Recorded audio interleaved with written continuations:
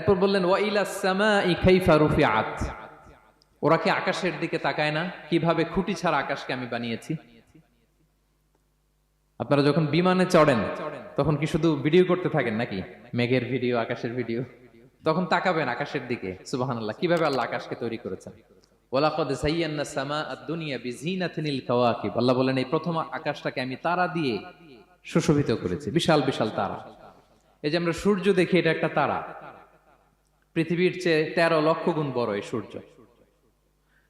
কত গুণ বড়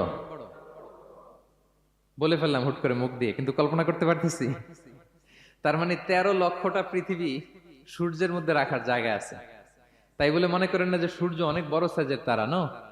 সূর্য এই মহাশূন্যের খুব ছোট্ট সাইজের একটা তারা। সূর্যের চেয়ে লক্ষ কোটি গুণ তারা আছে। যে সূর্য পৃথিবীর চেয়ে 13 লক্ষ গুণ বড়, ওই সূর্যের চেয়ে কোটি গুণ